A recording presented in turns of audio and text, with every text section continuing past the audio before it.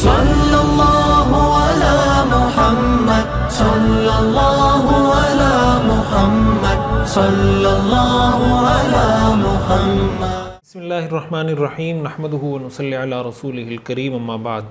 سیرت النبی صلی اللہ علیہ وسلم کا آج ہمارا 46واں سبق ہے، سبق نمبر 46۔ پچھلے سبق میں ہم نے معراج کا واقعہ شروع کیا تھا، اور پہلے سبق میں، معراج کے پہلے سبق میں ہم نے اسراء کے بارے میں تفصیل سے پڑھا کہ اسراء کا سفر کیا تھا۔ اس میں حضور علیہ السلام کو کہاں کہاں سے آپ کو گزارا گیا، کن کن سے آپ کی ملاقات ہوئی، کیا کیا واقعات پیش آئے۔ آج کے سبق میں انشاءاللہ ہم اس پر بات کریں گے کہ اس اسراء کے پورے سفر سے ہمیں سیکھنے کو کیا ملتا ہے۔ اور سبق شروع کرنے سے پہلے درود شریف کا آپ حضرات بہت زیادہ اہتمام رکھا کریں، ہمیشہ اپنی زندگی کا معمول بنا لیں اس کو۔ اللہم صلی علی سیدنا و مولانا محمد وعلی آل سیدنا و مولانا محمد وبارک وسلم۔ اور دوسرا، ہمیشہ کی طرح جو میں گزارش کرتا ہوں کہ سیرت کے سبق کو توجہ سے سنیں، اس کے نوٹس بنائیں، اس کو دوستوں کے ساتھ شیئر کریں، ایسا ماحول بنائیں دوست احباب کہ بھائی ساتھ بیٹھ کے ہم دیکھیں گے۔ اور جیسے ڈرامے فلمیں نوجوان دیکھتے تھے نا، دیکھتے تھے، ہمیں ایسا ماحول بنانا ہے نوجوانوں کو خصوصی طور پر کہ وہ آپس میں بیٹھیں دوستوں کو کہ بھئی ہم نے سیرت کا سبق ساتھ سننا ہے۔ ہفتے میں ایک ہی سبق ہوتا ہے، تو آپ نے ضرور اس کی پابندی کرنی ہے۔ اچھا، اسراء اور معراج کے واقعے سے ہمیں کیا سیکھنے کو ملتا ہے؟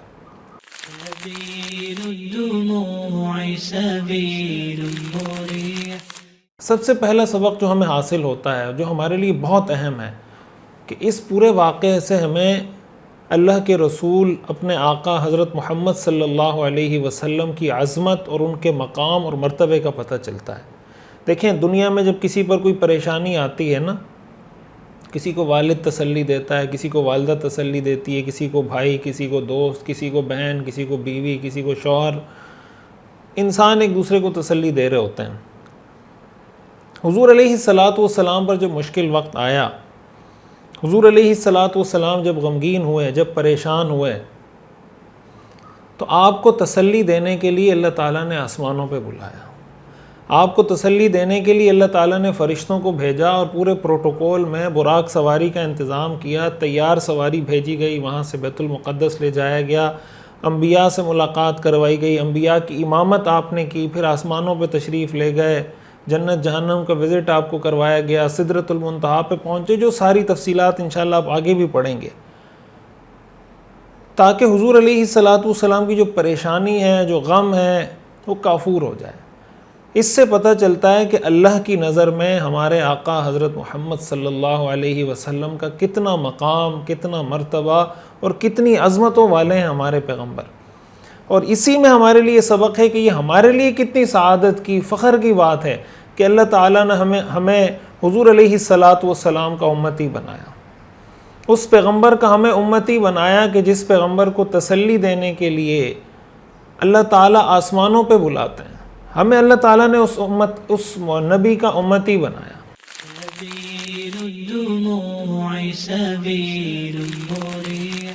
اب ہماری ذمہ داری کیا ہے؟ ہماری ذمہ داری یہ ہے کہ ہم اس پیغمبر کے نقش قدم پر چلیں، اور ظاہر ہے کہ حضور علیہ السلام کے نقش قدم پر چل کر ہی ہم حضور علیہ السلام کا قرب بھی حاصل کر سکتے ہیں۔ ان سے محبت کر کے، ان کے نقش قدم پر چل کے، ان کو فالو کر کے ہم حقیقی محبت کا اظہار بھی کر سکتے ہیں۔ ایک ہوتا ہے محبت کا دعویٰ کرنا، ایک ہوتا ہے حقیقت میں محبت کرنا۔ محبت کا دعویٰ کرنا تو بہت آسان ہے، 5 سیکنڈ لگتے ہیں، مجھے محبت ہے، میں عاشق ہوں، اور پریکٹیکلی ثابت کرنے میں وقت لگتا ہے کہ میری زندگی کا ہر شعبہ اللہ کے رسول صلی اللہ علیہ وسلم کی سیرت کے مطابق ہے یا نہیں۔ تو ہم نے یہ کوشش کرنی ہے، اسراء اور معراج کے سفر سے ہمیں ایک بار پھر اس چیز کو ریوائز کرنا ہے کہ ہم ایک عظیم پیغمبر کے امتی ہیں۔ ہمارے آقا حضرت محمد صلی اللہ علیہ وسلم دنیا کے عظیم ترین انسان تھے، انبیاء کے امام تھے، جنہوں نے انبیاء کی امامت کروائی۔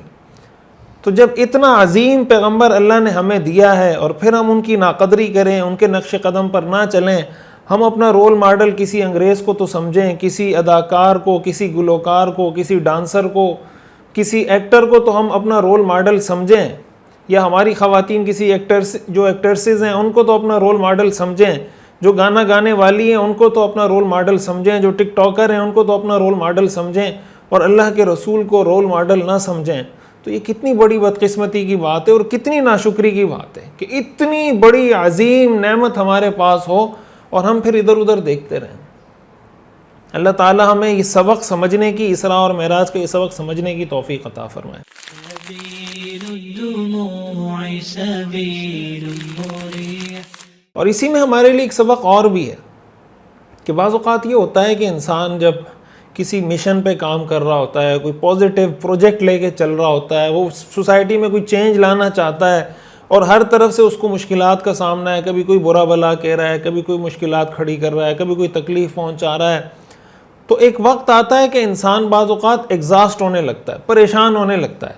ایسی صورتحال میں اس کو چاہیے کہ تھوڑا اپنے ماحول سے نکلے، کہیں باہر جائے، گھومے پھرے، تفریح کرے، تھوڑا اپنے آپ کو فریش کرے، آب و ہوا اپنی تبدیل کرے، جیسے لوگ جاتے ہیں گھومنے پھرنے چلا جائے، عید کی چھٹیوں میں چلا جائے، کسی بھی ایسے موقع پہ چلا جائے کہ جب اس کو لگے کہ یار اب بہت زیادہ مجھ پہ بوجھ ہو گیا ہے، یا کام اب میں نے اتنا کر لیا ہے کہ اب مجھے تھوڑا سا ماحول چینج کرنا چاہیے، تو اس کو چلے جانا چاہیے اور اپنا ماحول چینج کر کے تھوڑا تفریح وفریح کر کے اور فریش ہو کے دوبارہ اپنے کام پہ آ جانا چاہیے۔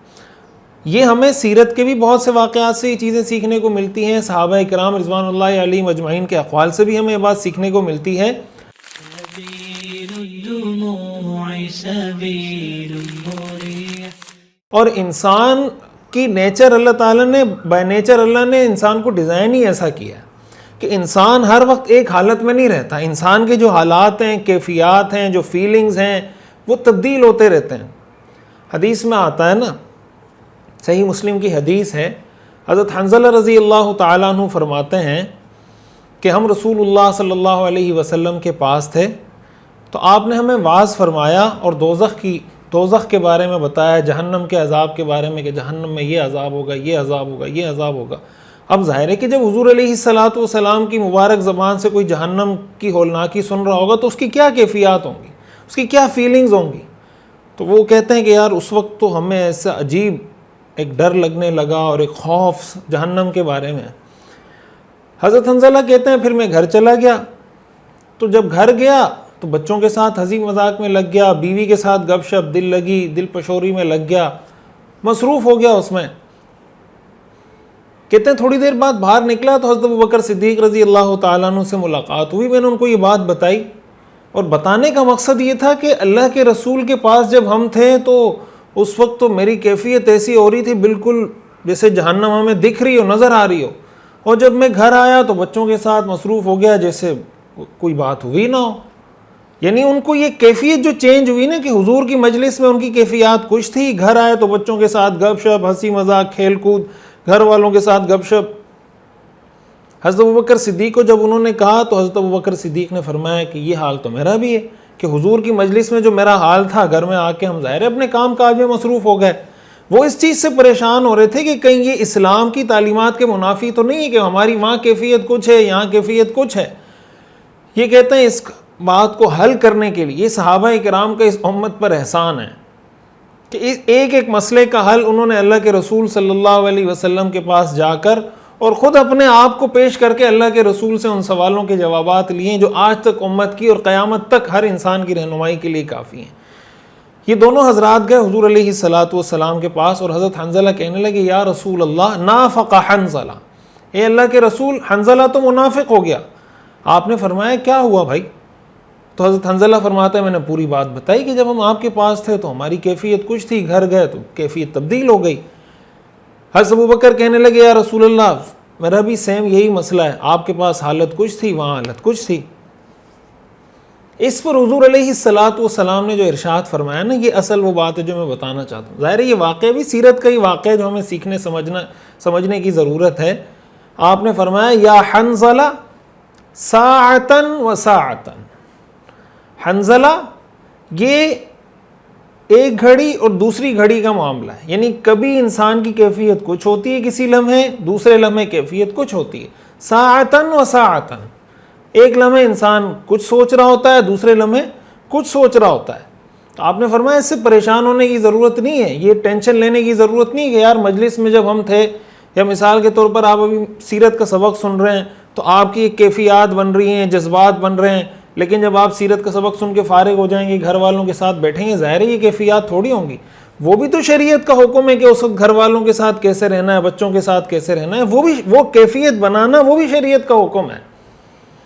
اب بچوں کے سامنے دل لگی، آپ کو جتنا بھی جہنم کا خوف ہو، جتنی بھی جنت کی طلب ہو، اس چیز کی تو شریعت اجازت نہیں دیتی کہ اس کی وجہ سے آپ اپنے بچوں کا حق ماریں، یا بچوں کے ساتھ منہ بنا کے بیٹھ جائیں، یا گھر والی کے ساتھ منہ بنا کے بیٹھ جائیں کہ مجھے جنت کی بہت فکر ہے اس لیے آج کے بعد میں تمیز سے بات نہیں کروں گا. اگر جنت کی فکر ہے تو بیوی سے تمیز سے بات کریں گے، اس کا مطلب جنت کی فکر ہے. بہرحال حضور علیہ الصلوۃ والسلام نے فرمایا یا حنظلہ ساعۃ وساعۃ، یہ گھڑی گھڑی کی بات ہوتی ہے. اور آپ نے فرمایا وَلَوْ كَانَتْ تَكُونُ قُلُوبُكُمْ كَمَا تَكُونُ عِنْدَ الذِّكْرِ، کہ اگر تمہارے دل ہمیشہ اسی کیفیت میں رہتے جس کیفیت میں انسان کا دل اس وقت ہوتا ہے جب اس کو نصیحت کی جا رہی ہوتی ہے. آپ نے فرمایا لَصَافَحَتْكُمُ الْمَلَائِكَةُ حَتَّى تُسَلِّمَ عَلَيْكُمْ فِي الطُّرُقِ، تو تمہارے ساتھ فرشتے مصافحہ کرنے آتے اور راستوں میں کھڑے ہو کے تم سے سلام کرتے. لیکن یہ کیفیات انسان کی تبدیل ہوتی رہتی ہیں. اس سے پتہ چلا کہ انسان کی جو کیفیات، جذبات، فیلنگز تبدیل ہوتی رہتی ہیں، اس سے انسان منافق نہیں بنتا.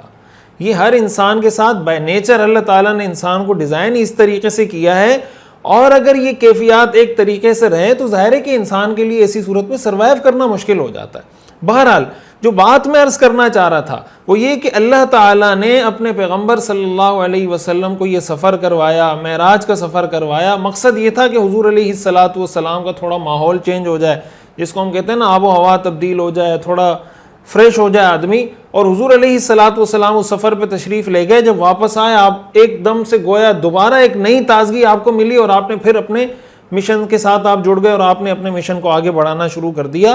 تو کوئی دین کا کام کر رہا ہے، کوئی بھی پازیٹیو کام آپ کر رہے ہیں، آپ اپنی جاب میں لگے ہوئے ہیں، بزنس میں لگے ہوئے ہیں، کاروبار میں لگے ہوئے ہیں، اور آپ اس کو بہتر طریقے سے کرنا چاہتے ہیں، تو جب انسان اکتا جاتا ہے اس کو چاہیے کہ پھر وہ تھوڑی دیر کے لیے کام کو بند کرے اور تھوڑا سا اپنے آپ کو فریش کرے اور پھر واپس آ کر اپنے کام میں لگ جائے. لیکن ایک چیز کا اس میں خیال رکھنا ہے کہ یہ جب تفریح کریں، گھومیں پھریں، ادھر ادھر جائیں،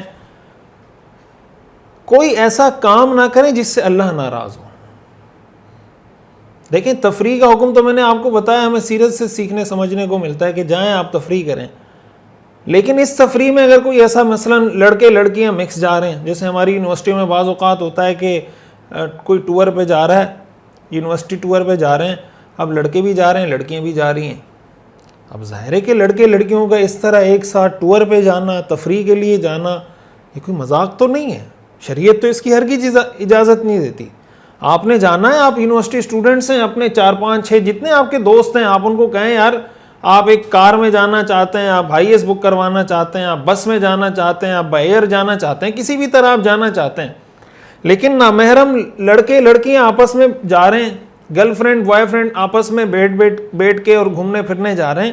اب اس طرح کی تفریح اگر ہم کریں گے تو اس کا مطلب یہ ہوا کہ ایسے انسان نے گویا اس بات کا عزم کر رکھا ہے کہ میں نے اللہ کو ناراض کرنا. اس کی اجازت نہیں ہے.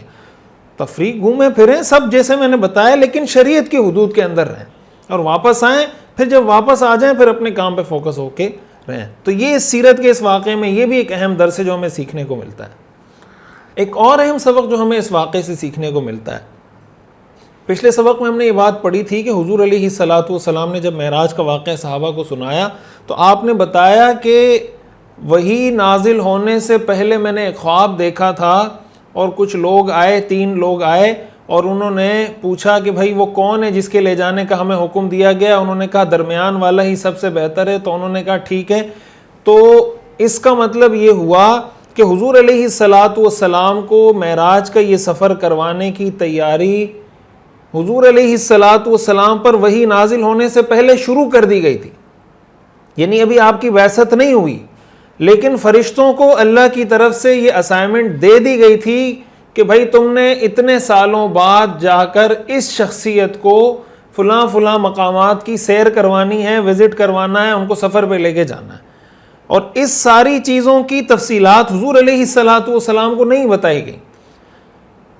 اب اس میں ہمارے لیے سیکھنے کا کیا سبق ہے؟ جو پچھلے سبق میں بھی میں نے یہ بات عرض کی تھی کہ جب آپ کوئی بھی کام کر رہے ہوتے ہیں، کسی پروجیکٹ پہ کام شروع کرتے ہیں، آپ کوئی بزنس پروجیکٹ کر رہے ہیں، آپ اپنا کوئی بھی پروجیکٹ لے کے چل رہے ہیں، کوئی دین کا مشن لے کے چل رہے ہیں، تو اس میں مشکلات آتی ہیں، رکاوٹیں آتی ہیں، تکلیفیں آتی ہیں، ہرڈلز، ہر طرح کی آپ کو چیزیں فیس کرنی پڑیں گی. اس سے کبھی بھی انسان کو ڈس ہارٹ نہیں ہونا چاہیے، اس سے کبھی بھی انسان کو ڈس اپوائنٹ نہیں ہونا چاہیے کہ یار میں تو 4 سال سے لگا ہوں، میں تو 5 سال سے لگا ہوں، 10 سال ہو گئے یار کوئی رزلٹ نظر نہیں آ رہا.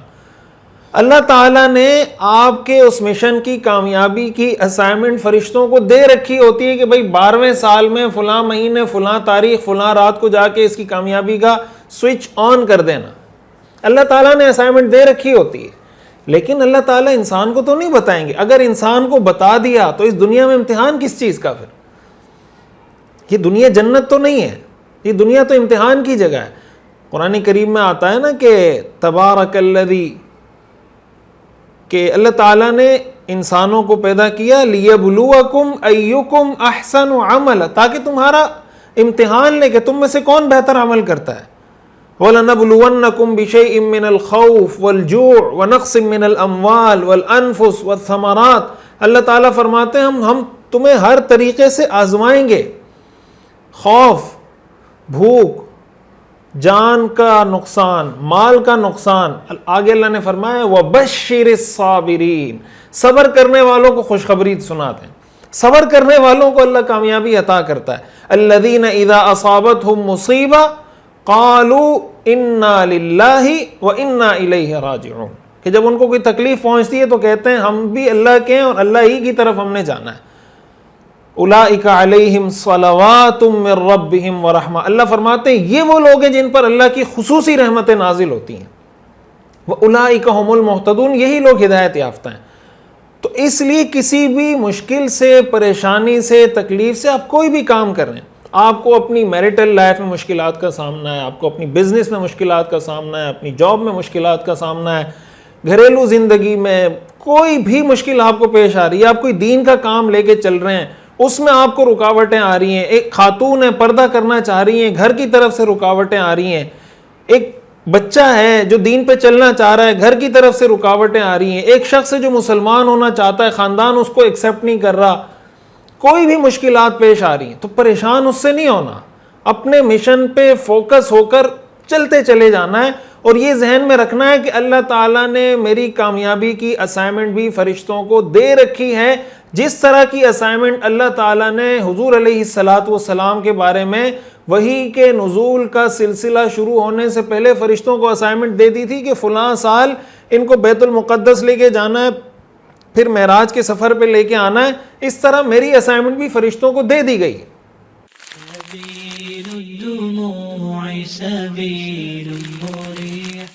اور اس کی ایک بہترین مثال جو میں نے پچھلے سبق میں بھی عرض کی تھی، میں دوبارہ ریپیٹ کرتا ہوں کہ آج کا ہمارا یہ سبق فوکس ہے اس بات پر کہ ہمیں اس واقعے سے سیکھنے کو کیا ملتا ہے. جو بانس ہوتا ہے، اس کو چائنیز بیمبو کہتے ہیں، اس کو جب آپ اس کی جب کومپل لگاتے ہیں نا زمین میں، جب اس کا بیج بوتے ہیں زمین میں، تو پہلے سال میں آپ پانی دیتے ہیں، پورا سال زمین پہ کچھ اس کے اثرات نظر نہیں آتے، دوسرے سال کچھ اثرات نظر نہیں آتے، تیسرے سال یعنی آپ مسلسل پانی دیے جا رہے ہیں اس کو، لیکن آپ کو کوئی اثرات اس کے نظر نہیں آ رہے. تیسرے دن، تیسرے سال، چوتھے سال، 5ویں سال جا کے جب مسلسل آپ 5 سال محنت کرتے رہتے ہیں تب جا کر 5ویں سال میں ایک ہلکی سی چھوٹی سی کومپل نکلتی ہے. اور وہ ہلکی سی چھوٹی سی کومپل نکلتی ہے، پھر آپ اس کو مزید پانی دینا شروع کرتے ہیں اور پھر وہ چند ہفتوں کے اندر وہ بانس 5, 6, 7 فٹ کا بانس بن کے نکل آتا ہے. اب اگر کوئی شخص 1 سال پانی دے اور وہ کہے یار میں نے تو، اب وہ ان 4 سالوں میں کیا کر رہا ہوتا ہے، وہ اپنی جڑوں میں وہ ساری چیزیں جمع کر رہا ہوتا ہے، چاروں طرف سے جو چیزیں اس کو ریکوائرڈ ہیں، تاکہ آئندہ جب میں نے ایک بانس پروڈیوس کرنا ہے، بانس بنانا ہے، تو اس میں مجھے جو چیزیں ریکوائرڈ ہیں وہ ساری چیزیں میں پہلے سے اپنے پاس جمع کر لوں.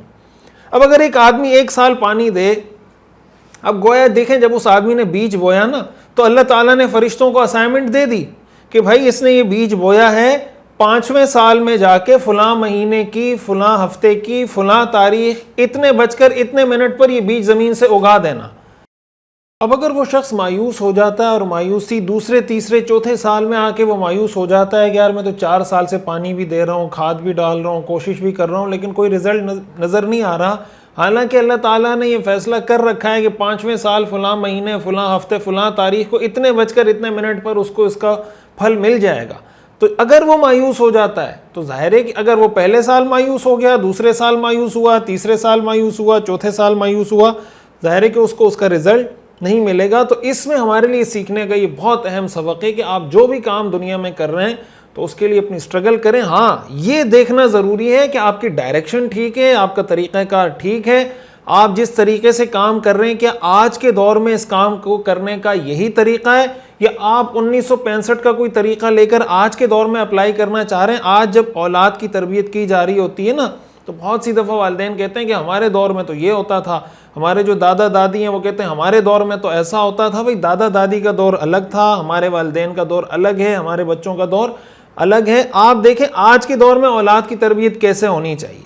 اپنے آپ کو اپ گریڈ کریں، اپنی چیزوں کو اپ گریڈ کریں۔ آپ بزنس کر رہے ہیں تو اس کو اپ گریڈ کریں، آپ کوئی سکلز ہیں آپ کے پاس، اپنی سکلز کو اپ گریڈ کریں۔ دین کا کام کر رہے ہیں، دین کا کام کرنے کے نت نئے طریقے تلاش کریں، میڈیا کا استعمال کریں، طریقہ کار ڈائریکشن آپ کی ٹھیک ہونی چاہیے۔ اللہ تعالیٰ ضرور رزلٹ عطا فرماتے ہیں۔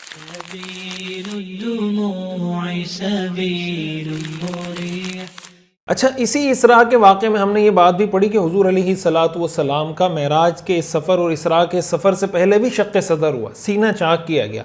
اب ظاہر ہے کہ یہ سینہ چاک کرنا یہ بھی کوئی معمول کا واقعہ نہیں ہے، بلکہ ایکسٹرا آرڈینری واقعہ، غیر معمولی واقعہ ہے۔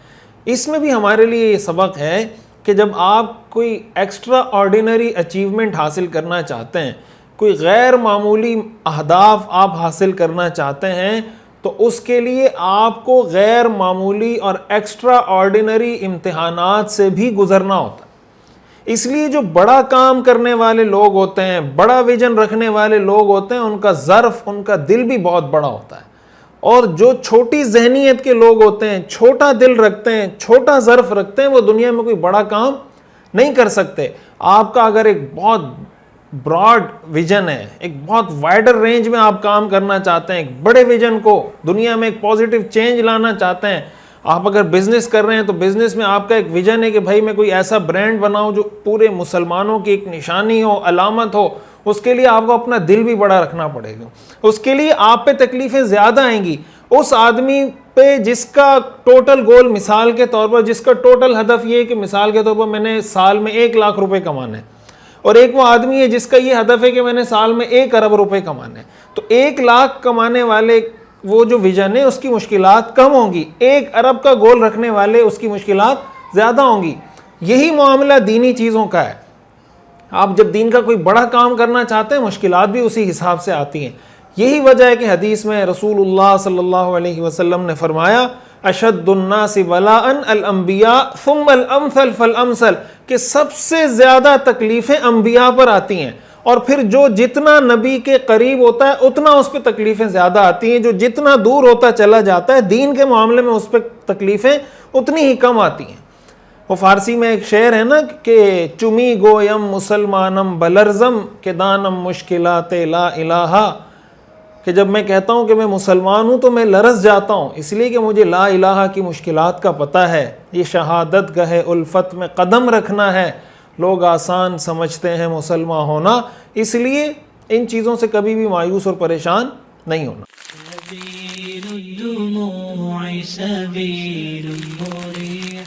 اچھا، اسی واقعے میں ہم نے یہ بات بھی پڑھی کہ حضور علیہ الصلوۃ والسلام کے لیے اللہ تعالیٰ نے ایک براق سواری بھیجی، اور براق سواری کے ساتھ حضرت جبریل علیہ السلام کو بھیجا، اور حضرت جبریل علیہ السلام نے پوری اپنی نگرانی میں یہ سارا سفر کروایا، اور جہاں جہاں ملاقاتیں ہونی تھیں حضرت جبریل علیہ السلام نے ملاقاتیں کروائی۔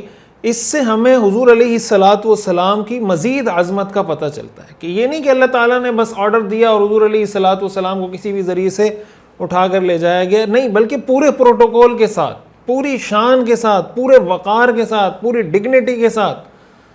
اس سے حضور علیہ الصلوۃ والسلام کی عظمت کا اندازہ ہوتا ہے۔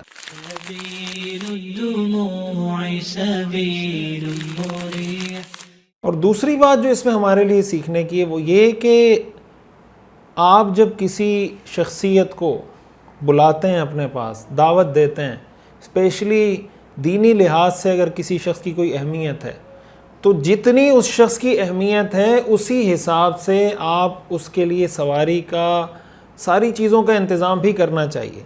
ایک ہوتا ہے کہ اس شخص کے دل میں خود اپنے لیے کچھ جذبات پیدا ہوں کہ یار میری تو یہ شان ہے، مجھے اس طرح کی گاڑی میں جانا چاہیے، ایسا پروٹوکول ملنا چاہیے۔ اس شخص کو تو اس چیز کی اجازت نہیں ہے کہ وہ اپنے لیے، ہاں مثال کے طور پر کسی کا سیکیورٹی کا ایشو ہے، اب آپ اس کو بلا رہے ہیں اور وہ آپ کو کہہ رہا ہے کہ بھائی میں آؤں گا لیکن میرا سیکیورٹی کا ایشو ہے، آپ مجھے سیکیورٹی فراہم کر سکتے ہیں اتنے لوگوں کی جو مجھے اتنی سیکیورٹی میں لائیں لے جائیں تب تو میں آؤں گا، ادروائز میں نہیں آؤں گا۔ یہ تو بالکل جینون مسئلہ ہے۔ حضور علیہ الصلاۃ والسلام جب مدینہ منورہ ہجرت کرنے لگے تو جب انصار آئے تھے مدینہ کے لوگ، ان سے آپ نے بیعت لی تھی نا، وہ بیعت اسی چیز پہ لی تھی کہ تم میری سیکیورٹی تمہارے ذمہ ہوگی اور تم میری ایسی حفاظت کرو گے جیسی حفاظت تم اپنے بیوی بچوں کی کرتے ہو۔ اگر یہ سیکیورٹی اس کو آپ اس کی شیورٹی مجھے دیتے ہیں تو میں مدینہ آؤں گا، ادروائز میں نہیں آؤں گا۔ انہوں نے اس پہ بیعت دی، انہوں نے کہا ہم آپ کو سیکیورٹی فراہم کریں گے، ہم آپ کی ایسے حفاظت کریں گے جیسے ہم اپنے بیوی بچوں کی کرتے ہیں۔ تب حضور علیہ الصلاۃ والسلام تشریف لے کر گئے۔ تو اگر کسی کا کوئی جینون مسئلہ ہے تو ایسی صورت میں سامنے والے کو سمجھنا چاہیے، اگر آپ اس کو افورڈ کر سکتے ہیں تو ٹھیک، ادروائز آپ اس کو کہہ دیں کہ یار ہم یہ سیکیورٹی فراہم نہیں کر سکتے یا ہم یہ رسک نہیں لے سکتے، لیکن اس پہ ناراض نہیں ہونا چاہیے کہ یار اب یہ دیکھیں یہ بڑے بڑے علماء ہیں، جیسے ہمارے جو بڑے حضرات ہیں نا، بعض اوقات ان کو سیکیورٹی کے ایشوز ہوتے ہیں، اب ان کو جب سیکیورٹی کا کوئی ایشو ہوتا ہے وہ کہہ دیں کسی سے تو لوگ ناراض ہو جاتے ہیں کہ یار اتنے بڑے بڑے علماء ہیں اور ان کہتے ہیں ہمیں سیکیورٹی دو، فلاں دو، ان کو اللہ پہ بھروسہ نہیں ہے، یہ نہیں ہے، وہ نہیں ہے۔ یہ جو اس طرح کی باتیں کی جاتی ہیں نا، یہ سیرت اور سنت کے خلاف ہے، اور جن لوگوں نے سیرت نہیں پڑھی ہوتی، سنت کو نہیں پڑھا ہوتا، ان کا اس طرح کا ریئیکشن ہوتا ہے۔ تو ایک تو یہ کہ خود انسان کو اس سے یہ بھی پتہ چلتا ہے کہ جو عالم ہے یا کوئی مفتی ہے یا کوئی ایک دین کا کام کرنے والا ایک پرومیننٹ آدمی ہے، اس کو خود پتہ ہونا چاہیے کہ یار میرے لیے کون سی جگہ سیکیور ہے، کون سی جگہ مجھے سیکیورٹی کی ضرورت ہوگی، وغیرہ وغیرہ۔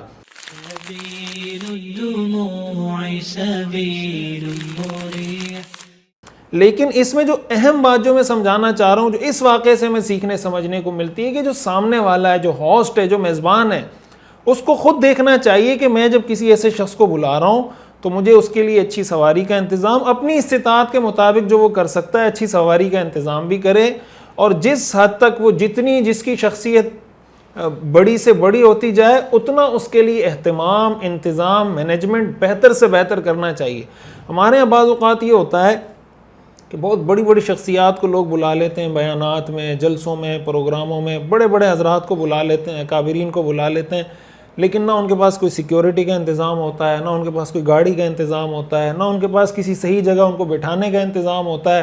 اب وہ آ تو جاتے ہیں، پریشان ہو رہے ہوتے ہیں یار میں کہاں بیٹھوں، کہاں جاؤں، ان کو اپنا آپ انسیکیور محسوس ہو رہا ہوتا ہے کہ یار یہ یہاں میرے ساتھ کچھ ہو نہ جائے۔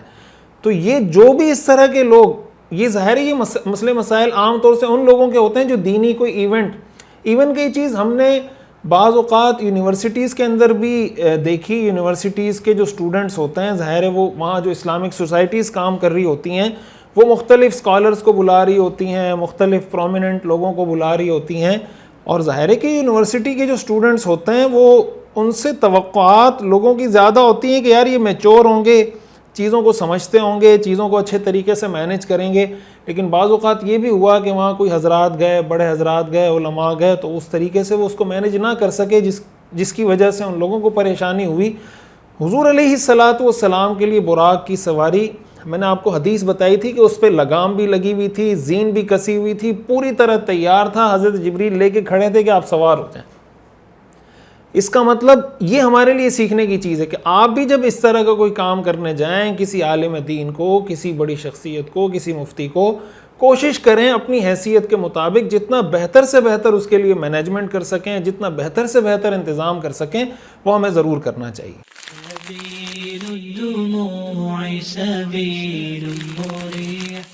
اسی واقعے کے اندر ہم نے یہ بات بھی پڑھی کہ حضور علیہ الصلاۃ والسلام کا گزر ہوا ایک بڑھیا پر اور ایک بوڑھے شخص پر۔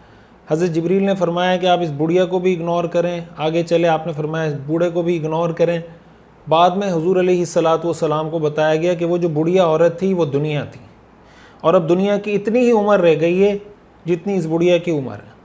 اور وہ جو بوڑھا شخص کھڑا تھا وہ شیطان تھا، اور آگے جو ملاقات ہوئی یہ انبیاء ہیں۔ اب اس میں بھی ہمارے لیے ایک بہت اہم سبق ہے۔ ایک سبق تو ہمیں یہ ملتا ہے کہ دنیا کے ساتھ انسان ایسے دل لگا لے کہ اس دنیا کے چکر میں انسان اپنی آخرت کو بھلا لے، آخرت کو بھلا دے، تو یہ بہت مطلب گھاٹے کا سودا ہے۔ قرآن کریم میں آتا ہے نا، قد افلح من تزکا وذکر اسم ربہ فصلی۔ آگے اللہ تعالیٰ فرماتے ہیں بل تؤثرون الحیات الدنیا والآخرۃ خیر وابقی، کہ تم دنیا کی زندگی کو ترجیح دیتے ہو، حالانکہ آخرت کی زندگی بہتر بھی بہت ہے اور زیادہ دیر تک رہنے والی بھی ہے۔ دنیا کی زندگی آخرت کے مقابلے میں بہتر بھی نہیں ہے، اور دنیا کی زندگی آخرت کے مقابلے میں اس کے اندر سسٹینیبلٹی اور لاسٹنگ بھی نہیں ہے اس کی، وہ زیادہ دیر چلنے والی بھی نہیں ہے۔ دنیا فانی ہے، آخرت باقی ہے۔ دنیا ختم ہونے والی ہے، آخرت باقی رہنے والی ہے۔ اللہ تعالیٰ بار بار قرآن کریم میں اس چیز کا ہمیں اس کی تعلیم دے رہے ہوتے ہیں کہ بھائی ہم تمہیں ایسی تجارت بتاتے ہیں جس میں کوئی گھاٹا نہیں ہوگا۔ اور یہ انسان کی بہت بڑی بے وقوفی ہوتی ہے کہ اپنے دنیا کے مفادات کے لیے، دنیا کمانے کے لیے، دنیا کے چند ٹکوں چند پیسوں کے لیے، عزت شہرت کے لیے وہ اپنے اللہ کو بھلا دے۔ اور ایسی دنیا جس کی اتنی عمر رہ گئی ہے، جو ختم ہونے والی ہے، اس دنیا کے لیے انسان اپنے اللہ کو اور اپنی اس ہمیشہ ہمیشہ کی زندگی کو بھلا دے، کتنے گھاٹے کا سودا ہے۔ اس سے ہمیں پتہ چلتا ہے کہ جب آپ کوئی کام کریں گے، رستے میں یہ بوڑھی بھی کھڑی ہوگی، رستے میں یہ بوڑھا بھی کھڑا ہوگا، یہ بوڑھی بھی آپ کو ڈیٹریکٹ کرنے کی کوشش کرے گی، یہ بوڑھا بھی آپ کو ڈسٹریکٹ کرنے کی کوشش کرے گا۔ بوڑھی اپنی طرف کھینچنے کی کوشش کرے گی، بوڑھا اپنی طرف، دنیا اپنی طرف کھینچے گی، شیطان اپنی طرف کھینچے گا۔ آپ نے اور میں نے حضور علیہ السلام کے رستے پہ چلنا ہے، نہ بوڑھی کو لفٹ کرانی ہے نہ بوڑھے کو لفٹ کرانی ہے، یعنی نہ دنیا کو نہ شیطان کو، سیدھے سیدھے چلتے چلتے چلتے جا کے انبیاء سے ملنا ہے، انبیاء کے رستے پہ چلنا ہے۔ قرآن کریم میں اللہ تعالیٰ نے اسی کو ارشاد فرمایا وَأَنَّ هَذَا صِرَاطِي مُسْتَقِيمًا فَاتَّبِعُوهُ وَلَا تَتَّبِعُوا السُّبُلَ فَتَفَرَّقَ بِكُمْ عَنْ سَبِيلِهِ، کہ یہ میرا راستہ ہے، اسی پر چلو اور ادھر ادھر پگڈنڈیوں میں مت جانا، ورنہ تمہیں ڈی ٹریک کر دیا جائے گا۔ قرآن کریم میں اللہ تعالیٰ نے ارشاد فرمایا یا ایھا الذین آمنوا هل ادلکم علی تجارۃ تنجیکم من عذاب علیم، اے ایمان والو کیا میں تمہیں ایسی تجارت کے بارے میں نہ بتاؤں جو تمہیں دردناک عذاب سے بچا لے؟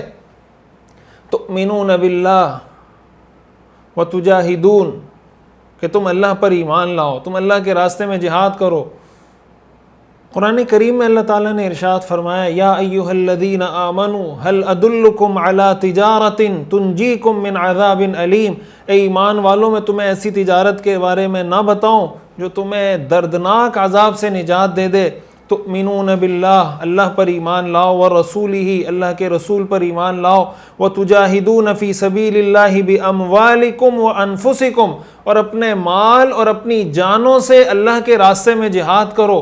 ذالکم خیر لکم ان کنتم تعلمون، اللہ تعالیٰ فرماتے ہیں یہ تمہارے لیے بہت بہتر ہے اگر تمہیں اس بات کا یقین آ جائے، اگر تم یہ کر لیتے ہو۔ یغفر لکم ذنوبکم، اللہ تمہارے گناہوں کو بخش دے گا۔ ویدخلکم جنات، اور تمہیں ایسے باغات میں داخل کرے گا، تجری من تحتها الانہار، جس کے نیچے نہریں بہتی ہوں گی۔ ومساکن طیبۃ، اور پاکیزہ شاندار محلات، فی جنات عدن، جنات عدن میں جو بسنے کے اور رہنے کے قابل لگژری باغات ہوں گے، اس کے اندر اللہ تعالیٰ فرماتے ہیں ذالک الفوز العظیم، یہی عظیم کامیابی ہے، گریٹ سکسس۔ آج ہم بھی کہتے ہیں نا کہ مجھے گریٹ سکسس، اللہ تعالیٰ فرماتے ہیں ذالک الفوز العظیم، یہی سب سے بڑی اور حقیقی کامیابی ہے۔ اس لیے جب دنیا میں آپ، اب یہ مثال کے طور پر آپ سیرت کا سبق سن رہے ہیں، بہت سے ساتھی رابطہ کرتے ہیں، جو سٹوڈنٹس ہیں جو پڑھ رہے ہیں، کہ ہم سیرت کا سبق سننے کی کوشش کرتے ہیں لیکن پھر سبق چھوٹ جاتا ہے، پھر مستقل مزاجی نہیں رہتی، آپ کوئی وظیفہ بتائیں، کوئی دعا بتائیں۔ بھئی سب سے بڑا وظیفہ خود یہ سیرت ہے۔ آپ دیکھیں نا کہ حضور علیہ السلام اسراء کے سفر میں جا رہے ہیں، وہاں پر بھی دنیا اور شیطان موجود ہیں، دنیا اپنی طرف کھینچنے کی کوشش کر رہی ہے، شیطان اپنی طرف کھینچنے کی کوشش کر رہا ہے۔ تو بھائی یہ ہمارے ساتھ بھی ہوگا، لیکن ہم نے حضور علیہ الصلاۃ والسلام کی سیرت پر چلتے ہوئے نہ دنیا کو زیادہ لفٹ کرانی ہے نہ شیطان کو لفٹ کرانی ہے. کہیں کوئی غلطی ہو جائے, گڑبڑ ہو جائے, دوبارہ توبہ استغفار کر کے پھر اپنے سیدھے رستے پہ چلنا شروع کر دینا ہے. سبيل الدموع سبيل مريح. ایک اور واقعہ جو ہم نے اس سبق میں پڑھا کہ حضور علیہ الصلاۃ والسلام جب بیت المقدس پہنچے تو بیت المقدس پہنچنے کے بعد آپ نے اپنی سواری کو اس کڑے سے باندھا. اب سوال یہ پیدا ہوتا ہے, علماء نے یہ بات لکھی ہے کہ یہ سارا جو سفر ہے معجزاتی سفر ہے. حضرت جبریل آئے ہیں, براق کی سواری لے کر آئے ہیں, اس سواری کی رفتار اتنی تیز ہے کہ جہاں اس کی نظر پڑتی ہے وہاں اس کا قدم, ساری چیزیں مطلب عام عادت سے روٹین سے ہٹ کر ہیں. تو آخر حضور علیہ الصلاۃ والسلام کو اس سواری کو کڑے سے باندھنے کی کیا ضرورت تھی, کیوں آپ نے باندھا؟ یہ بہت اہم میسج ہے اور بہت اہم سبق ہے.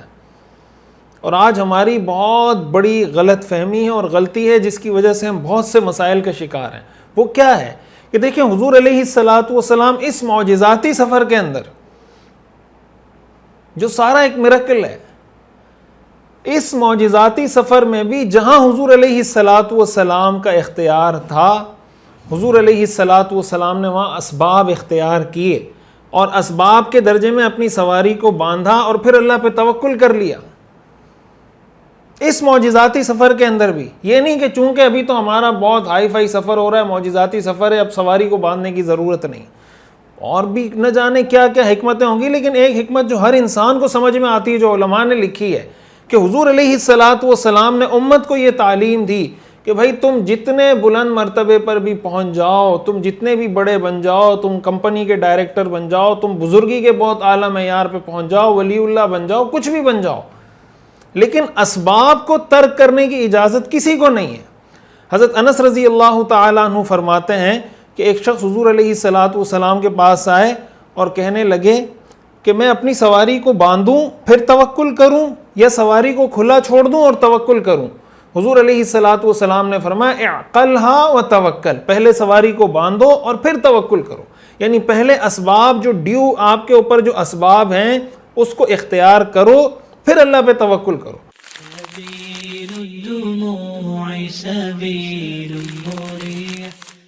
اب مثال کے طور پر کوئی آدمی رستے میں گاڑی کھڑی کرتا ہے اور شیشے کھلے ہوئے ہیں, دروازہ کھلا ہوا ہے, بائک کھڑی کی, اس نے لاک نہیں لگایا, بند نہیں کی, سٹارٹ بائک کھڑی ہوئی ہے, کہیں چلا گیا.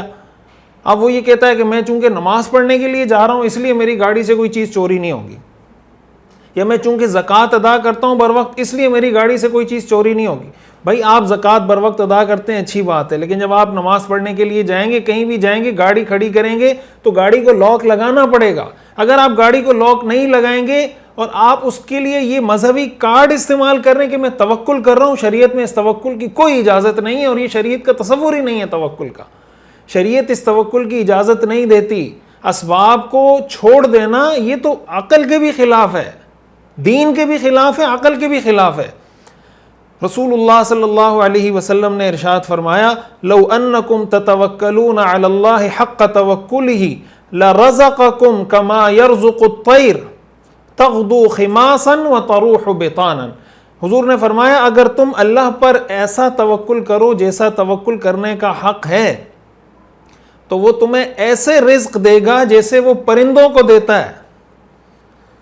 پرندے کیا کرتے ہیں؟ آپ نے فرمایا صبح جب گھونسلوں سے نکلتے ہیں تو خالی پیٹ نکلتے ہیں اور شام کو جب گھونسلوں میں واپس آتے ہیں تو بھرے پیٹ واپس آتے ہیں. اب اس میں دو چیزیں سیکھنے کی ہیں. پہلی چیز تو یہ کہ ایک مسلمان کو, ایک انسان کو اللہ پر بہت اعلیٰ درجے کا توکل ہونا چاہیے, اور جب توکل کا یہ مرتبہ کسی کو نصیب ہو جائے اللہ تعالیٰ اس کو کبھی پھر اس کے مقاصد میں ناکام نہیں کرتا, اللہ اس کو ضرور کامیابی عطا کرتا ہے.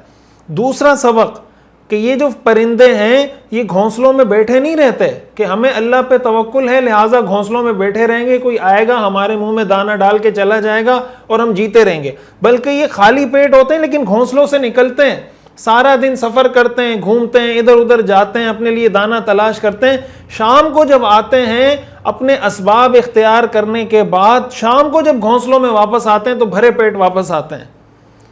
اس کا مطلب پرندوں کو بھی اللہ پہ جو توکل ہے وہ اس طرح کا توکل ہے کہ وہ اپنی محنت کرتے ہیں, اپنی سٹرگل کرتے ہیں، اپنی کوشش کرتے ہیں.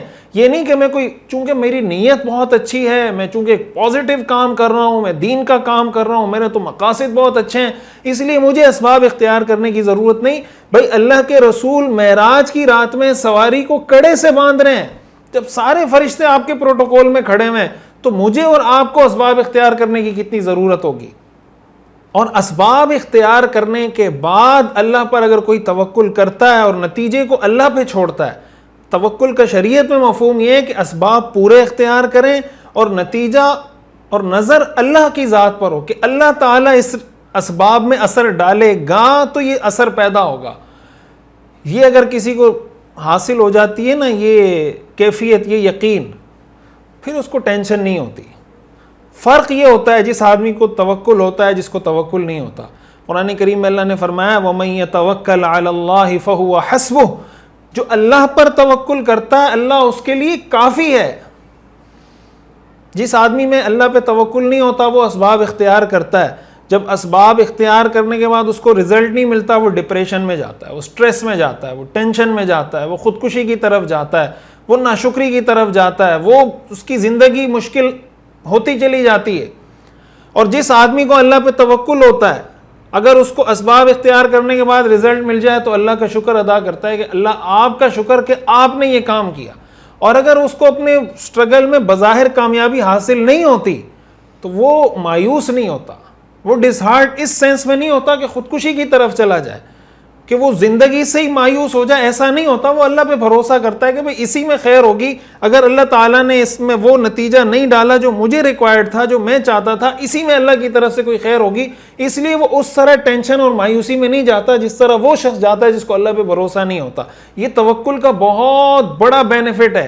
اسی کو اللہ نے فرمایا وَمَن يَتَوَكَّلْ عَلَى اللَّهِ فَهُوَ حَسْبُهُ، جو اللہ پہ توکل کرتا ہے اللہ اس کو کافی ہو جاتا ہے. تو ہم نے بھی توکل کرنا ہے. سبيل الدموع سبيل مريح. آج بہت سے لوگوں کو جب دین کے کسی کام کے بارے میں کہا جاتا ہے نا کہ یار آج دین کے کام کے لیے مثال کے طور پر میڈیا کی ضرورت ہے، ویب سائٹ کی ضرورت ہے، تھنک ٹینک کی ضرورت ہے، یا جناب مسجد کو آج کے دور میں آپ اس طرح کمیونٹی سینٹر بنائیں، اس میں آپ کو جناب مثلاً ایک لائبریری بنانی چاہیے، اس میں آپ کو بچوں کے لیے کوئی جگہ بنانی چاہیے، کوئی بھی ایکس وائی زی، کہ آپ لوگوں کو کیسے زیادہ سے زیادہ دین کی طرف اٹریکٹ کریں گے. اور آپ کو ان ساری چیزوں میں انویسٹمنٹ کرنی پڑے گی، ان ساری چیزوں میں آپ کو پیسہ لگانا پڑے گا کہ یہاں بھی پیسہ لگے، یہاں بھی لگے، تاکہ ایک مجموعی طور پہ ہمیں اسباب اختیار کرنے کے بعد ہم اللہ سے نتیجہ مانگیں. تو وہ کہتے ہیں نہیں یار دین کا کام ہے، بس چٹائی پہ بیٹھ کے کرتے رہو، بس اللہ تعالیٰ سب کچھ عطا کرے گا. خود وہ ہزار گز کے بنگلوں میں رہ رہا ہوگا، اس کے آس پاس گاڑیاں، پورا پروٹوکول سسٹم، اور اس کی جو کمپنی ہوگی، اس کی جو فیکٹری ہوگی بالکل up to the mark, up to date, بالکل زمانے کے تقاضوں سے ہم آہنگ. اور دین کا کام کرنے کے لیے جب آئیں گے، دین کے حوالے سے جب آپ بات کریں گے کہ دین کے اس کام کو اس طریقے سے اپ گریڈ کر دیا جائے، کہتے ہیں یار بس حضور علیہ الصلوۃ والسلام نے چٹائیوں پہ بیٹھ کے کام کیا تھا، آپ بھی بس، آپ کیا ضرورت ہے یہ کرسیاں فلاں ان چیزوں کی. میں ایک مائنڈ سیٹ بتا رہا ہوں. تو اسباب کو اگر آپ چھوڑ دیتے ہیں تو آپ اور یہ کہتے ہیں کہ بس چونکہ میں دین کا کام کر رہا ہوں اس لیے مجھے رزلٹ مل جائے گا، شریعت اس چیز کی اجازت نہیں دیتی، بلکہ یہ شریعت کا غلط تصور ہے. اور اس کی وجہ سے بہت سے لوگ دین سے متنفر ہوتے ہیں کہ یار یہ معاذ اللہ کیسا دین ہے کہ اسباب اختیار نہیں کر رہے. اب بہت سے لوگ دین کے کام میں جب لگتے ہیں، ہم نے ایسے لوگ دیکھے ہیں دین کے کام میں لگے، جب تک دین کے کام میں نہیں لگے تھے کام کاج بھی کر رہے تھے، کما بھی رہے تھے، جاب بھی کر رہے تھے، بزنس بھی کر رہے تھے. اب دین کے کام میں لگے تو سب کچھ سارے کاموں سے گئے. اب نہ وہ کما رہا ہے، نہ جاب کر رہا ہے، نہ بزنس کر رہا ہے، کبھی ایک سے مانگ رہا ہے، کبھی دوسرے سے مانگ رہا ہے، کبھی تیسرے سے مانگ رہا ہے. بھائی یہ کون سا دین کا تصور ہے کہ آپ دین کے کام میں جب نہیں لگے تھے تو بہت تمیز سے کما رہے تھے، سب کچھ کر رہے تھے، اب دین کے کام میں لگے تو سب کچھ آپ نے بھلا دیا. حالانکہ شریعت تو آپ کو اور زیادہ ترغیب دیتی ہے کہ دین کے کام میں لگنے کے بعد آپ کے کام میں اور ایفیشنسی آنی چاہیے تھی، اور آپ کے کام کی کوالٹی بہتر ہونی چاہیے تھی. آپ پہلے بیوی بچوں کے لیے جو کما رہے تھے اس کے معیار اور کوالٹی کو اور بہتر کرنا چاہیے تھا. چیز ہے کہ آپ وہ جو کچھ کر رہے تھے وہ بھی چھوڑ دیا آپ نے. اب ایک عام آدمی متنفر نہیں ہوگا کہ یار جب تک اس نے داڑھی نہیں رکھی تھی، جب تک یہ دین سے نہیں جڑا تھا تب تک تو بڑا ٹھیک تھا، جب سے دین سے جڑا ہے سب کچھ اس نے چھوڑ دیا. اب اس میں مسئلہ دین کا ہے یا اس کے اپنے مائنڈ سیٹ کا ہے؟ اور یہ مائنڈ سیٹ اس نے کیوں بنایا؟ اس لیے کہ اس کے دماغ میں توکل کا یہ غلط تصور کسی نے بٹھایا ہے کہ بس جب تم دین کا کام کرو گے تمہیں کمانے کی کوئی ضرورت نہیں۔ ایسے لوگ بھی ہیں جو کئی عرصے کے لیے گھر سے غائب ہو جاتے ہیں، 6 مہینے کے لیے نکل گئے، 7 مہینے کے لیے نکل گئے، سال کے لیے نکل گئے، پیچھے گھر میں کمانے کے لیے کچھ نہیں چھوڑا۔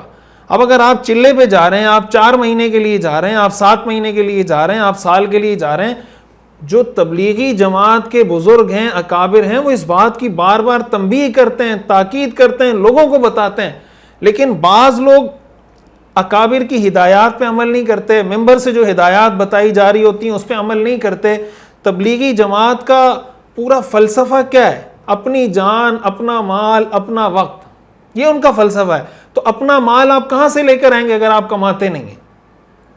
لیکن بعض لوگ کیا کرتے ہیں، وہ اکابر کی ہدایات پہ عمل نہیں کرتے اور 4 مہینے کے لیے نکل جائیں گے، پیچھے گھر والے بھیک مانگیں گے، سال کے لیے نکل گئے، پیچھے گھر والے جناب ایک کے پاس جا رہے ہیں، میرا شوہر نہیں ہے، مجھے کچھ آٹا چینی ڈال کے دے دو، راشن ڈلوا دو، یہ کر دو، وہ کر دو۔ بچوں کی تعلیم کی کوئی فکر نہیں، تربیت کی کوئی فکر نہیں۔ کیوں؟ اس لیے کہ میں دین کا کام کر رہا ہوں، اس لیے مجھے اسباب اختیار کرنے کی ضرورت نہیں۔ یہ دین کا تصور ہرگز نہیں ہے، یہ چیز ہمیں سمجھنی چاہیے، سمجھانی چاہیے۔ اس کی مثال بالکل ایسا ہی ہے کہ اچھا بہت سی چیزوں میں اسباب دین کے کام میں آئیں گے، مطلب جہاں جہاں اپنے دماغ میں آئے گا نا چھوڑ دیں گے، لیکن جہاں لگے گا کہ یار یہاں تو اسباب کے بغیر کچھ نہیں ہوتا، وہاں اختیار کرتے ہیں۔ مثال کے طور پر کسی کو واش روم جانے کی ضرورت پڑ جائے اور بہت بڑا دیندار ہو، بہت بڑا اللہ والا ہو، سو کالڈ دیندار، تو واش روم جائے گا یا وہیں بیٹھے بیٹھے سب کچھ ہو جائے گا؟ تو اگر اسباب کی اہمیت نہیں ہے تو واش روم کیوں جاتے ہیں؟ گھروں میں بناتے کیوں ہیں واش روم؟ کسی کو نیند آ رہی ہے، اب وہ کہے کہ بھائی نیند، سونے کی کیا ضرورت ہے یار، 8 گھنٹے آپ سو گے یار، تو سونے کی کیا ضرورت ہے؟ سونا نہیں ہے، بس ویسے ہی دوبارہ فریش ہو جانا ہے، میں سوؤں گا نہیں۔ وہ جو نیند سے جو انسان فریش ہوتا ہے، اس کے جو خلیے ولیے ٹھیک ہوتے ہیں، ریپیئر ہوتے ہیں، وہ ویسے ہی ہو جائیں گے۔ تو کیا وہ خود ہی ہو جائے گا سب کچھ؟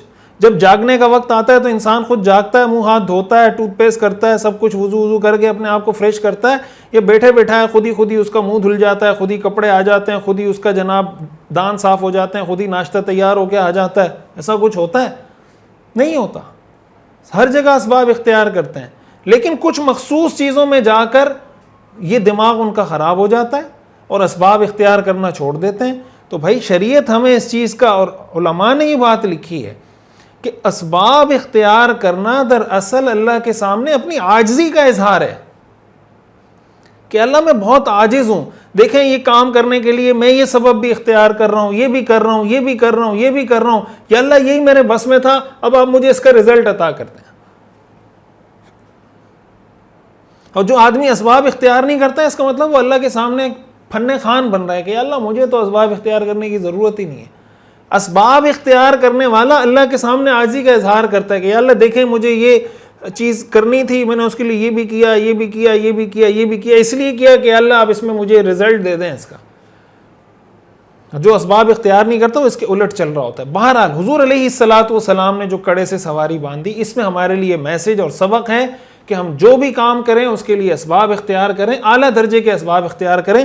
قرآن کریم میں اللہ تعالیٰ نے ہمیں حکم دیا ہے نا، وَأَعِدُّوا لَهُم مَّا اسْتَطَعْتُم مِّن قُوَّةٍ وَمِن رِّبَاطِ الْخَيْلِ تُرْهِبُونَ بِهِ عَدُوَّ اللَّهِ وَعَدُوَّكُمْ وَآخَرِينَ مِن دُونِهِمْ۔ اللہ تعالیٰ فرماتے ہیں جتنی قوت تم دشمن کے خلاف تیار کر سکتے ہو تیار کر کے رکھو۔ کیوں؟ تُرْهِبُونَ بِهِ عَدُوَّ اللَّهِ وَعَدُوَّكُمْ، تم ان اسباب کے ذریعے سے اللہ کے دشمن کو بھی روب میں ڈالو گے، اپنے دشمن کو بھی روب میں ڈالو گے۔ اب اسباب تیار کر کے رکھنے کا کیا مطلب؟ کہ تم نے میزائل بنایا، ایٹم بم بنایا، تم نے جناب فائر جیٹ بنایا، یہ ساری چیزیں بنانے کا مقصد یہ کہ دشمن پہ روب آ جائے۔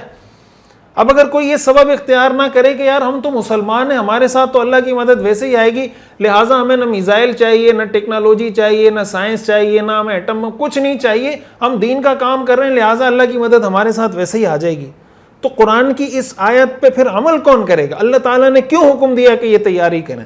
اس لیے اسباب کو اس طریقے سے چھوڑ دینا یہ دین کا مذاق اڑانے کے مترادف ہے، اور دوسروں کو جو دین کے مخالف لوگ ہیں ان کو دین کے خلاف مذاق اڑانے کا موقع فراہم کرتے ہیں ایسے لوگ جو دین کو بدنام کر رہے ہوتے ہیں اور دین کا نام استعمال کر رہے ہوتے ہیں.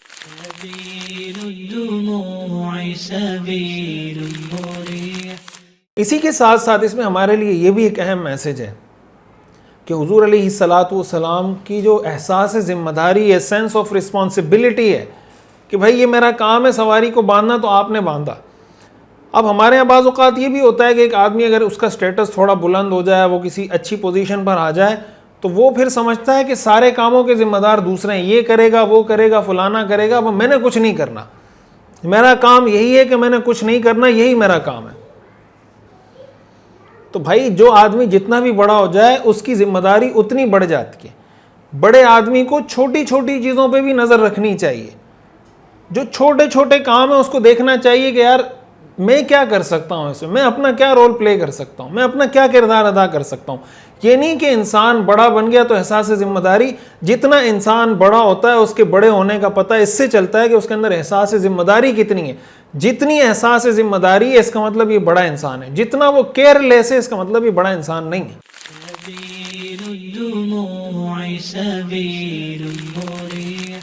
اچھا، اب اس کے بارے میں بھی بتا دوں کہ حضور علیہ الصلاۃ والسلام نے جہاں اس کڑے کو باندھا تھا، یہ سواری کو جہاں باندھا تھا، تو اس جگہ کو دیوار براق کہا جاتا ہے. یہ حرم جو قدسی بیت المقدس ہے، اس کے جنوب مغرب میں، جنوب کا مطلب نیچے کی جانب، مغرب کا مطلب الٹی لیفٹ سائڈ، جنوب نیچے، مغرب لیفٹ. بیت المقدس کے جنوب مغرب میں یہ ایک دیوار ہے. اس کی لمبائی 47 میٹر ہے اور اس کی جو بلندی ہے وہ 17 میٹر ہے.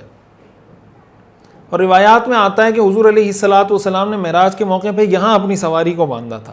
اس مناسبت سے اس دیوار کو دیوار براق کہتے ہیں. مسلمانوں نے یہاں بعد میں جو حرم بیت المقدس کی فصیل ہے اس کے ساتھ مسجد براق کے نام سے ایک مسجد بھی تعمیر کی تھی، اور اس کے ساتھ خانقاہ اور بہت سی جائیدادیں وقف کی تھیں. لیکن یہودیوں نے بعد میں اس پہ جو غاصبانہ قبضہ کیا تو مکانات گرائے، وہ مسجد شہید کی. اور وہ جو وسیع ایک احاطہ ہے، آپ کو تصاویر میں کچھ لگا دوں گا، آپ نے دیکھا بھی ہوگا کہ یہودی وہاں آ کے اپنی عبادت کرتے ہیں، اس کو انہوں نے اپنی عبادت کے لیے مخصوص کر دیا. اور یہودیوں کا نظریہ یہ ہے کہ یہ ہیکل سلیمانی جو سولومن ٹیمپل ہے اس کا باقیہ ماندہ حصہ ہے.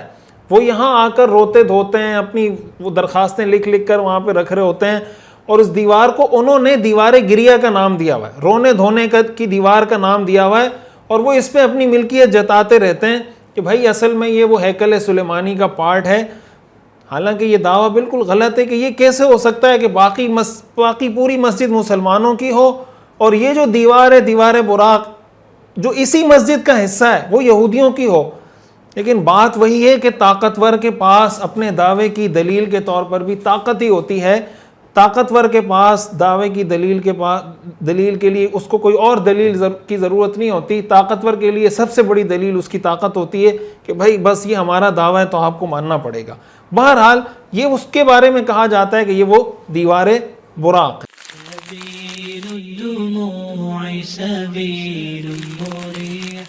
اب مسجد اقصیٰ کی بات آئی ہے تو مسجد اقصیٰ کے بارے میں بھی میں مختصر سی کچھ بات عرض کر دیتا ہوں. مسجد اقصیٰ فلسطین اور غزہ اور مغربی پٹی، اس کے بارے میں اگر آپ کو ڈیٹیل سمجھنی ہے نا، اس پہ ہمارے 2-3 سیشن ہوئے ہیں بہت ڈیٹیل میں، سلائیڈز کے ساتھ، پریزنٹیشنز، اس کے اندر نقشے، تصویریں، فیکٹس اینڈ فیگر، سب کچھ کے ساتھ. اور میں اس ویڈیو کے ڈسکرپشن میں انشاءاللہ اس کے لنک بھی ڈال دوں گا. تو آپ نے اگر ڈیٹیل میں اس کو دیکھنا ہے، بلکہ میں آپ سے گزارش کروں گا کہ آپ ضرور اس کو دیکھیں، ایک دفعہ آپ کو پتہ چلے کہ بیت المقدس کا مسئلہ کیا ہے، مسجد اقصیٰ کی اہمیت کیا ہے، مغربی پٹی کس کو کہتے ہیں، غزہ کس کو کہتے ہیں، یہاں کے مسائل کیا ہیں، تاریخ کیا ہے، وغیرہ وغیرہ. تو آپ ضرور اس کو دیکھیں. میں یہاں مختصر تھوڑا سا ہی آپ کو کچھ تفصیل آپ کے سامنے عرض کروں گا. دیکھیں مسجد اقصیٰ کی جو 4 دیواری ہے نا، اس کے اندر 2 بڑی، آپ سمجھیں 2 اہم عمارتیں اس وقت، اہم عمارتیں جو بڑی پرومیننٹ ہے وہ 2 ہیں. ایک تو قبلے کی جانب آگے جو چھت والا حصہ ہے جہاں محراب داؤد ہے، اس کو مسجد عمر بھی کہتے ہیں. اور اس کا جو گنبد ہے گرے رنگ کا، اس کی تصویر بھی میں لگا دوں گا، گرے رنگ کا، یا آپ اس کو گرے رنگ ہی کہہ سکتے ہیں، سٹیل کلر کہتے ہیں. تو مسند احمد کی ایک روایت سے معلوم ہوتا ہے کہ حضور علیہ الصلوۃ والسلام نے مسجد اقصی میں وہاں نماز ادا کی تھی، اور حضرت عمر رضی اللہ تعالیٰ عنہ نے بیت المقدس فتح کرنے کے بعد یہاں نماز ادا کی اور فرمایا کہ میں وہاں نماز ادا کروں گا جہاں اللہ کے رسول صلی اللہ علیہ وسلم نے نماز پڑھی تھی۔ دوسری جو پرومیننٹ عمارت ہے مسجد اقصی کے احاطے کے اندر، وہ مسجد کے صحن میں جو مشہور اونچائی پر جو مشہور پیلا گنبد ہے، گنبد قبۃ الصخرہ جس کو کہتے ہیں، ڈوم آف دا راک۔ صخرہ عربی میں چٹان کو کہتے ہیں، اور قبہ گنبد کو کہتے ہیں، ڈوم آف دا راک۔ قبۃ الصخرہ اس کو کہتے ہیں۔ یہ ایک دوسری پرومیننٹ عمارت ہے۔ تو جب ہم مسجد اقصی کی بات کرتے ہیں تو یہ بات یاد رکھیں کہ اس کا اطلاق مسجد اقصی کی اس پوری چار دیواری پر ہوتا ہے، اور اس کے اندر جتنی عمارتیں موجود ہیں، جو کچھ موجود ہے اس پوری چار دیواری پر، اس میں یہ مسجد قبلی، مسجد عمر جس کو کہتے ہیں وہ بھی داخل ہے، یہ گنبد صخرہ قبۃ الصخرہ ڈوم آف دا راک یہ بھی داخل ہے، اس کے علاوہ بھی ساری چیزیں اس کے اندر داخل ہیں۔ اور مسلمانوں کی جو ذمہ داری ہے وہ یہ کہ اس چار دیواری کے اندر موجود ایک ایک ذرے کی، ایک ایک چپے کی، ایک ایک بالش کی ہم نے حفاظت کرنی ہے۔ اور اس کا پتہ اگر آپ صہیونی نظریات کا، زائنسٹ نظریات کا مطالعہ کریں تو آپ کو پتہ چلے گا کہ ان یہودیوں کا دعویٰ اس پوری چار دیواری پر ہے، اور انہوں نے جو سولومن ٹیمپل ہیکل سلیمانی کا جو ماڈل بنایا ہوا ہے اس میں انہوں نے اس پورے مسجد اقصی کے احاطے کو گھیرا ہوا ہے۔ اس سے پتہ چلتا ہے کہ ہمارے ذمہ اس پورے حصے کی حفاظت ہے۔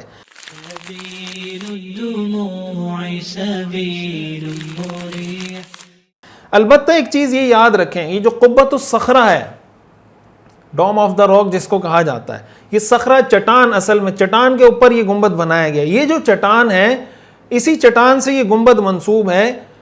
اس کے نیچے ایک چٹان ہے جو ایک غار پر اٹکی ہوئی ہے، اور مسلمانوں کا جو اصل قبلہ اول تھا وہ یہ چٹان تھی۔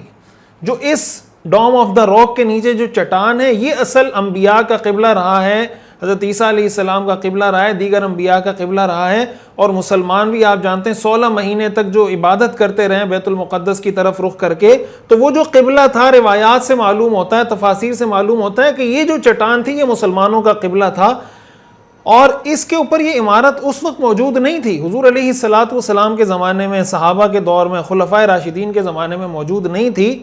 بعد میں اموی خلیفہ عبد الملک بن مروان نے آ کے یہ تعمیر اس کے اوپر کھڑی کی تھی۔ اس کا جو ذوق تھا وہ تعمیرات کا تھا۔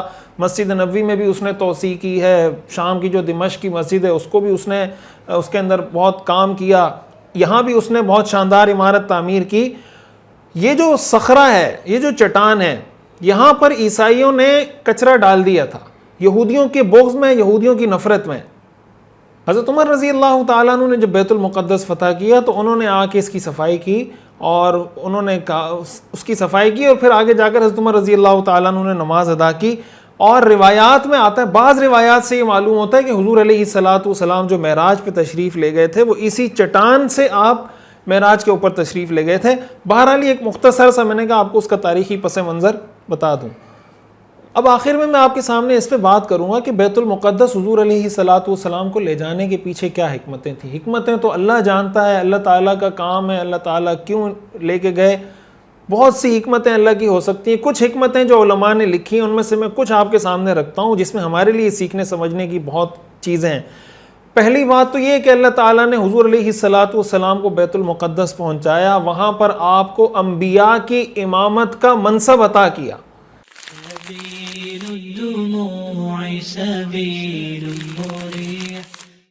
اس میں دو چیزوں کا اظہار ہوا۔ ایک تو اس چیز کا اظہار ہوا کہ حضور علیہ الصلوۃ والسلام امام القبلتین ہیں۔ قبلتین یعنی دو قبلے، بیت اللہ بھی قبلہ ہے، بیت المقدس بھی قبلہ ہے۔ حضور علیہ الصلوۃ والسلام کعبے کے بھی امام ہیں، حضور علیہ الصلوۃ والسلام بیت المقدس کے بھی امام ہیں، اور حضور علیہ الصلوۃ والسلام کو ماننے والے وہ بیت اللہ کے بھی وارث ہیں، اور حضور علیہ الصلوۃ والسلام کو ماننے والے وہ بیت المقدس کے بھی وارث ہیں۔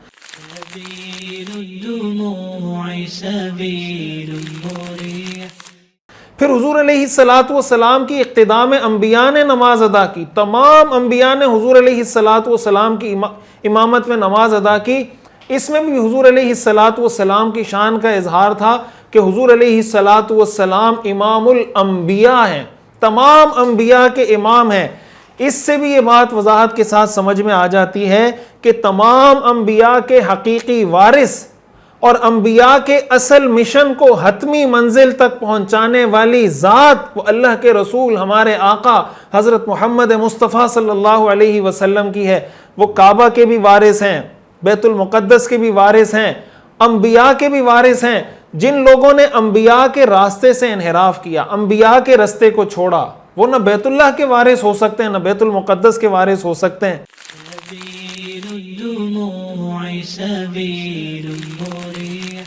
اور اسی میں اللہ تعالیٰ نے ایک میسج، ایک پیغام انسانیت کو یہ دیا کہ تمام انبیاء کا جو راستہ ہے، تمام انبیاء کی جو دعوت ہے وہ ایک ہے، ایک اللہ کی طرف بلانے والے ہیں تمام انبیاء۔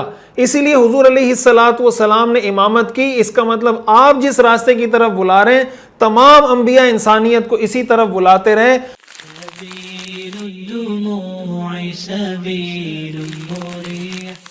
اور آپ کی امامت سے یہ بات بھی ثابت ہو گئی کہ حضور علیہ السلام کے آنے کے بعد حضور علیہ السلام کی شریعت نے پچھلی تمام شریعتوں کو منسوخ کر دیا۔ حضور علیہ السلام کی شریعت سپیریئر ہے، ناسخ ہے، باقی تمام شریعتیں منسوخ ہو چکی ہیں۔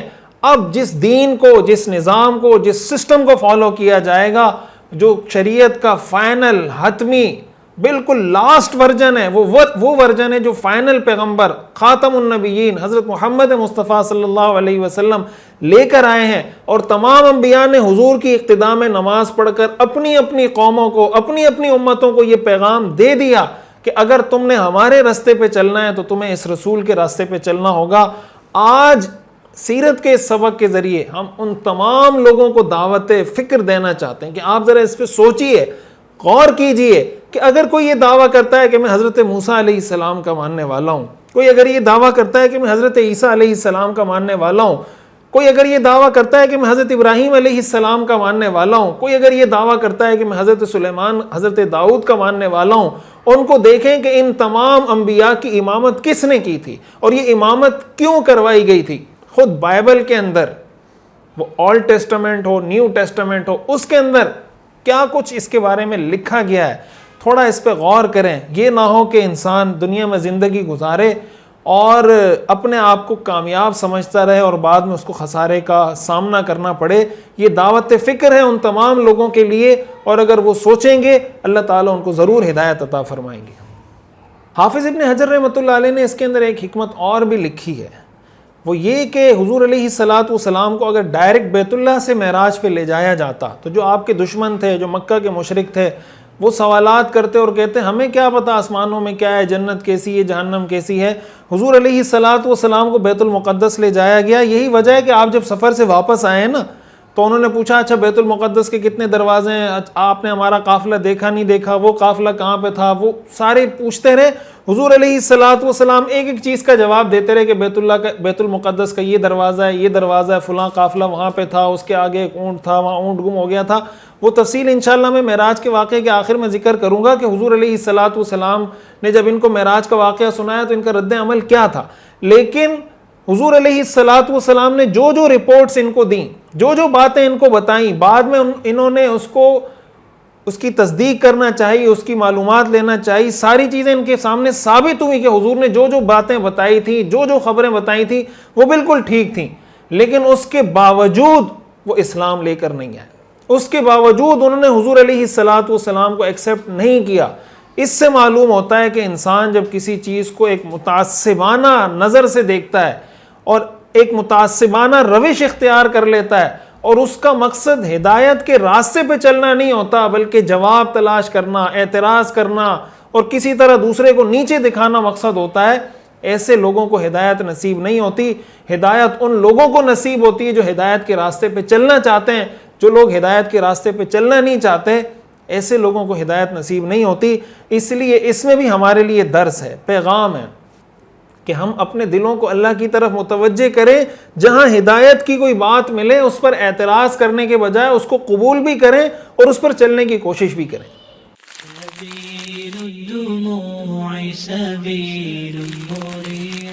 اور اسی میں آخری سبق جو ہمیں سیکھنے کو ملتا ہے کہ مسجد اقصی میں نماز پڑھنا یہ بھی سنت ہے۔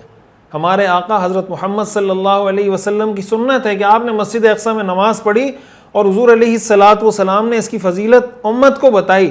حضرت میمونہ نے حضور علیہ الصلاۃ والسلام سے پوچھا افتنا فی بیت المقدس، ہمیں بیت المقدس کے بارے میں ارشاد فرمائیے۔ آپ نے فرمایا ارض المحشر والمنشر، یہ حشر کی سرزمین ہے، یہاں سے لوگوں کو اٹھایا جائے گا، جمع کیا جائے گا۔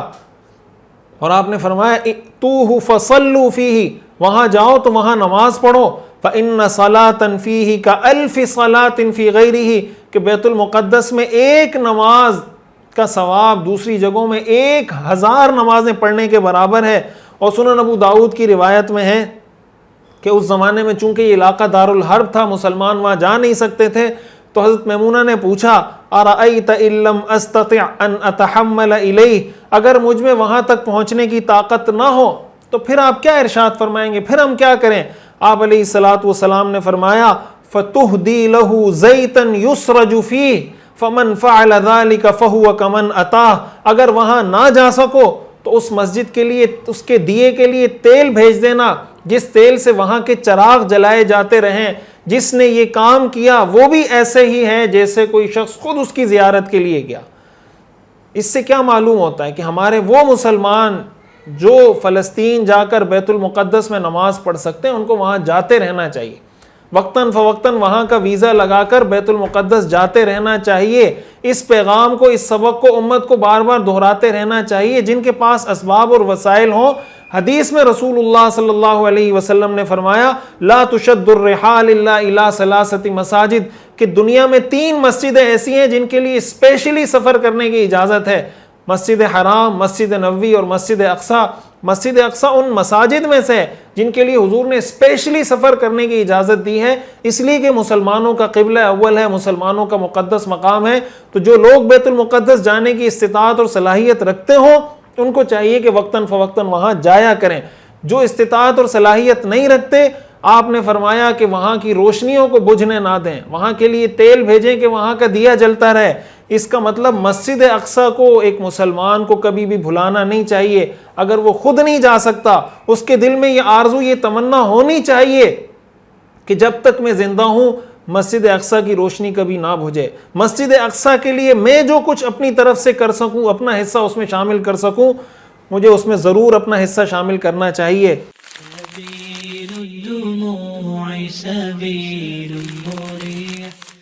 بہت افسوس کی بات ہے کہ ہمارے ہاں 27 رجب کو جب شب معراج منائی جاتی ہے، حالانکہ شب معراج منانا، پہلے میں یہ بات تفصیل سے عرض کر چکا ہوں کہ معراج کی کوئی حتمی تاریخ ثابت ہی نہیں ہے۔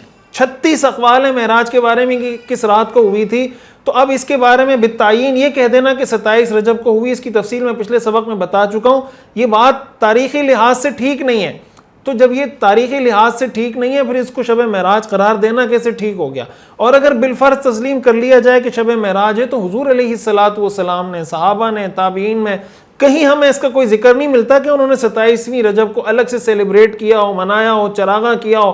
حضور علیہ الصلاۃ والسلام نے فرمایا کہ بیت المقدس کی روشنیوں کو بجھنے نہ دینا، وہاں پہ تیل بھیجنا کہ اس دیے سے، اس تیل سے وہاں کے چراغ جلتے رہیں۔ آج ہماری مسجدوں میں تو چراغاں ہوتا ہے، لیکن عین اسی رات ہم مسجد اقصی کو بھلا دیتے ہیں۔ مسجد اقصی عین اسی رات یہودیوں کے غاصبانہ قبضے کی وجہ سے، یہودیوں کے، صہیونیوں کے تسلط کی وجہ سے وہاں اندھیروں کا راج ہوتا ہے۔ اسراء اور معراج کے اس سنگم پر مسجد اقصی کو ہمیں کبھی بھولنا نہیں ہے۔